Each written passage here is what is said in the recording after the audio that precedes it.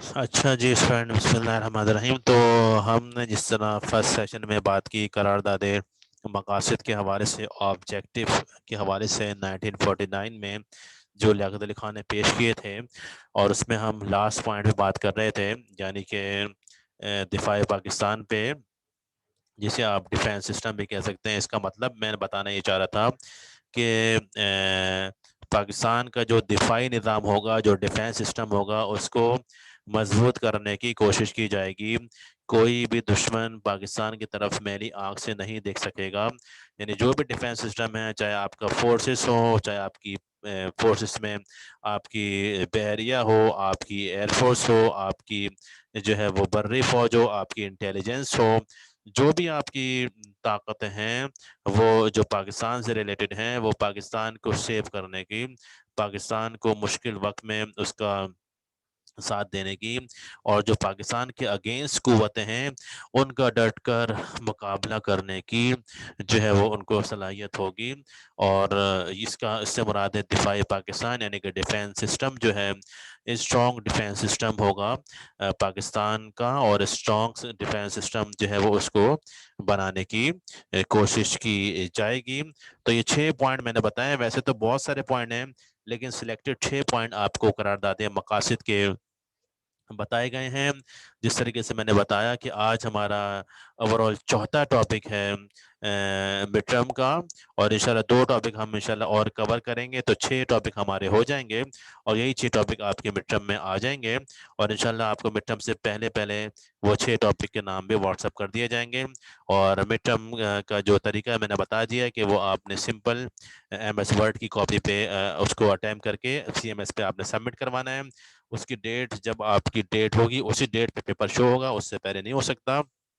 اور جو آپ کو ٹائم دیا جا رہا ہے، اسی ٹائم پہ آپ نے پیپر کو سبمٹ کروانا ہے. مزید اس حوالے سے میں آپ کو بتا دوں گا تاکہ آپ لوگوں کو اس حوالے سے آسانی ہو جائے کہ مڈ ٹرم کا پیپر آپ نے کس طرح اٹیمپ کرنا ہے.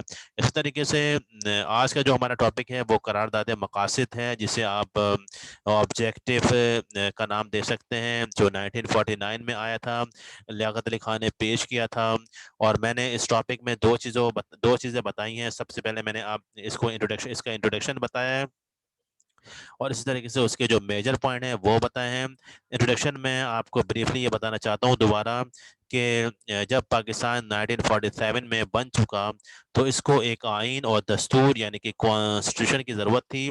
تو ظاہر بات ہے پاکستان، میں نے جس طرح بتایا کہ کوئی بھی ملک ود آؤٹ کانسٹیٹیوشن یعنی کہ ود آؤٹ آئین اور دستور کے چل نہیں سکتا.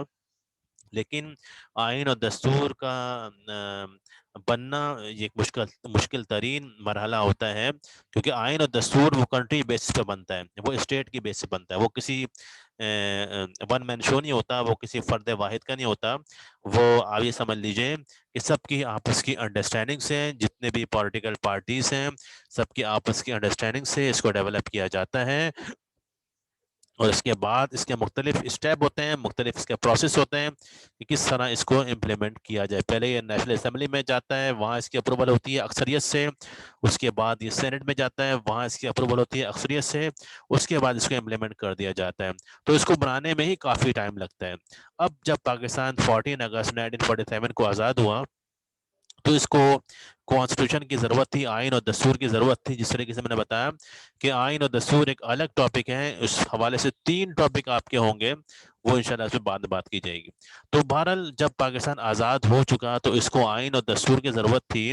تو اس کا سلوشن اور اس کا حل یہ نکالا گیا کہ ہندوستان کا جو 1935 کا آئین اور دستور ہے، اس میں موڈیفیکیشن کر کے، اس میں امینڈمنٹ کر کے، ترمیم کر کے، تبدیلیاں کر کے، اس کو ٹیمپریری طور پہ، وقتی طور پہ، عارضی طور پہ جو ہے وہ اس کو نافذ کر دیا گیا، تاکہ ملک کو چلانا تھا، ملک کو چلایا جائے. اور پاکستان کے لیے آئین اور دستور مکمل یعنی مستقل طور پہ جو آئین اور دستور ہے، جو کانسٹیٹیوشن ہے، اس کے لیے کوششوں کا آغاز جو ہے وہ شروع ہو چکا. تو اسی اسنا میں اسی کو دیکھتے ہوئے لیاقت علی خان نے آسانی پیدا کی، اور لیاقت علی خان نے 1949 میں 1949 میں ایک قرارداد پیش کی پارلیمنٹ میں، اسمبلی میں، اور وہ 1949 نے پیش کی. اور اس قرارداد کے اندر یہ تھا کہ اس قرارداد کے اندر کچھ بیسک پوائنٹ بتائے گئے تھے، جو میں نے آپ کو 6 پوائنٹ بتائے. بہت سارے پوائنٹ تھے لیکن میں نے آپ کو سلیکٹڈ 6 پوائنٹ بتائے. تو وہ پوائنٹ اس لیے بتائے گئے تھے کہ جناب اس یہ قرارداد کو دیکھ کر جو ہے وہ چونکہ پاکستان میں آئین اور دستور کا کام ہو رہا ہے اور پاکستان کا آئین اور دستور جو ہے وہ مستقل طور پر بننے والا ہے، تو وہ اس قرارداد کو دیکھ کر پاکستان کا آئین اور دستور کو ڈیولپ کیا جائے گا. ٹھیک ہے. تو جس دن اس کی اپروول ہوئی پارلیمنٹ سے، اس دن کو لیاقت علی خان نے پاکستان کا ہسٹوریکل ڈے قرار دیا، پاکستان کو گولڈن ڈے قرار دیا کہ آج پاکستان کا ایک سنہری دن ہے، آج پاکستان کا ایک تاریخی دن ہے.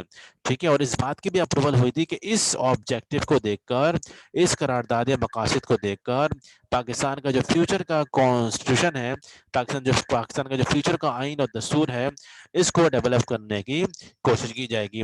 تو یہ میں نے آپ کو انٹرو بتایا بریفلی.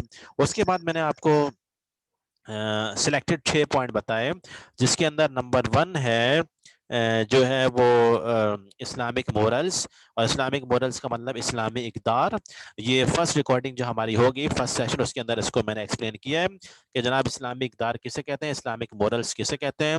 کہ جناب اپنی جو اسلامک مورل ویلیوز ہیں، کوئی بھی قوم جب تک زندہ رہتی ہے، جب تک اپنی اسلامک مورلز کو جو ہے کہ اپنائے رکھے، اگر کسی قوم نے مورلز ویلیوز کو چھوڑ دیا ہے تو وہ قوم جو ہے وہ بدترین، اور وہ قوم نکارہ بن جاتی ہے، اور وہ قوم دوسروں کی کاپی کرنے والی بن جاتی ہے، دوسری قوموں کے نقش قدم پر چلنے والی بن جاتی ہے، کیونکہ اپنی اس کی شناخت مٹ گئی ہے. اپنی چونکہ اس نے مورل ویلیوز کو چھوڑ دیا ہے، تو اس کی جو اپنی شناخت ہے وہ اس جو ہے وہ چھوڑ بیٹھا ہے. تو فرسٹ ریکارڈنگ میں بھی آپ اس کو سن سکتے ہیں. نمبر 2 میں نے بتایا کہ بنیادی حقوق، جسے آپ انگلش میں لکھ سکتے ہیں بیسک رائٹس. اور میں نے بتایا تھا کہ بیسک رائٹس یعنی کہ ایک پاکستانی شہری، مسلمان کی میں بات نہیں کر رہا، ایک پاکستانی شہری کی بات کر رہا ہوں، جسے مسلمان وغیر مسلم دونوں شامل ہیں. تو ایک پاکستانی شہری کو بنیادی حقوق دیے جائیں گے، اور وہ بنیادی حقوق میں کیا کیا چیزیں آتی ہیں اس میں بات کر چکا ہوں کہ آپ فرسٹ ریکارڈنگ سن سکتے ہیں کہ بنیادی حقوق سے کیا مراد ہے. تیسرا میں نے بتایا نیشنل لینگویج ول بھی اردو جو ہے بطور قومی زبان ہوگی. اور چوتھا میں نے آپ کو بتایا فریڈم آف جوڈیشل یعنی عدلیہ کی آزادی. اور اس کے میں نے 2 مطلب بتایا، فریڈم آف جوڈیشل کی، عدلیہ کی آزادی. عدلیہ کہتے کس کو ہیں، جوڈیشلی کہتے کس کو ہیں، اور فریڈم آف جوڈیشلی سے کیا مراد ہے، اس کے 2 مطلب بتائے گئے. اس کو بھی آپ فرسٹ ریکارڈنگ میں، جو فرسٹ پارٹ کی ریکارڈنگ ہے اس میں آپ سن سکتے ہیں. اس کے بعد جو 5واں پوائنٹ ہے وہ ہے defence system, strong defence system, جسے آپ دفاعی پاکستان بھی کہہ سکتے ہیں. کہ پاکستان کا جو دفاعی نظام ہے وہ مضبوط کرنے کی کوشش کی جائے گی. یہاں کے فورسز کو، یہاں کے دفاعی نظام کو، یہاں کی فورسز میں جتنے بھی فورسز آتی ہیں، چاہے وہ انٹیلیجنس آتی ہے، چاہے وہ بحری فوج آتی ہیں، چاہے وہ نیوی فوج، چاہے وہ ایئر فورس، جتنے بھی فورسز آتی ہیں سب کے ڈیفینس کو مضبوط کرنے کی کوشش کی جائے گی. اور آخری پوائنٹ میں نے بتایا develop of Islamic society, development of Islamic society, یعنی کہ اسلامی معاشرے کا قیام. اور میں نے آپ کو بتایا تھا کہ اسلامی معاشرے کے قیام کی چند نشانیاں ہوتی ہیں، اور اسلامی معاشرہ جو ہے وہ اس کو یہ حکومتی سرپرستی میں، حکومت کی سپرویژن میں اس کو بنانے کی جو ہے وہ کوشش کی جائے گی. تو یہ 6 پوائنٹ میں نے بریفلی آپ کو بتائے ہیں. فرسٹ ریکارڈنگ میں اس کو ایکسپلین کر دیا گیا ہے، اس کو آپ سن سکتے ہیں. یہ ریکارڈنگ آپ کے ساتھ شیئر کر دی جائے گی سی آر کے ساتھ، اس کا لنک شیئر کر دیا جائے گا، اور سی آر پھر آپ لوگوں کو اس کا لنک دے دیں گے، تو آپ سن کے اس کے نوٹس بھی بنا سکتے ہیں. تو اسٹوڈنٹ آج ہمارا چوتھا ٹاپک اوور آل ہم نے بات کی ہے. پہلا ٹاپک آف مکہ پیریڈ پہ بات ہو چکی ہے، اس طرح کے ٹاپک آف مدینہ پیریڈ بات ہو چکی ہے. تیسرا ٹاپک ہے ہمارا آئیڈیالوجی آف پاکستان، اس سے بھی بات ہو چکی ہے. چوتھا جو ہمارا آج کا ٹاپک ہے وہ ہے قرارداد مقاصد 1949، جسے آپ آبجیکٹو 1949 لیاقت علی خان کے نام سے بھی یاد کر سکتے ہیں. تو اس کے اندر 2 چیزیں آپ کو بتائی گئی، ایک انٹروڈکشن اور دوسرا اس کے میجر پوائنٹ، اس کے بیسک پوائنٹ. تو انشاءاللہ آنے والی 2 کلاسوں میں جو آپ کی مڈ ٹرم سے پہلے ہوں گی، اس کے اندر مزید 2 ٹاپک ہم کور کریں گے. تو 6 ٹاپک اپنے ذہن میں رکھنا ہے اپنے مڈ ٹرم کے، جس میں سے 4 ہو چکے ہیں، اور 2 جو ہے وہ مزید آنے والے وقتوں میں، آنے والے ویک میں ہوں گے. اور ان तमाम लेक्चर की रिकॉर्डिंग मेरे पास मौजूद हैं, वो इंशाल्लाह CR मुझे याद दिला दीजिए और मैं रिकॉर्डिंग जो है वो उसको उनके लिंक जो है वो शेयर कर दूंगा। इसके साथ साथ इसके आपने नोट्स जी बनाने सर। हैं, इसके नोट्स बना लीजिएगा ताकि आप लोगों के लिए आसानियां हों।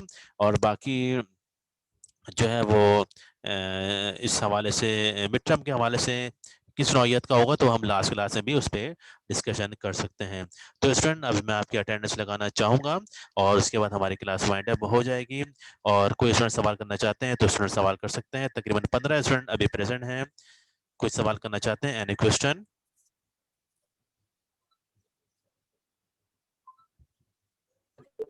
अस्सलाम वालेकुम। जी वालेकुम सलाम।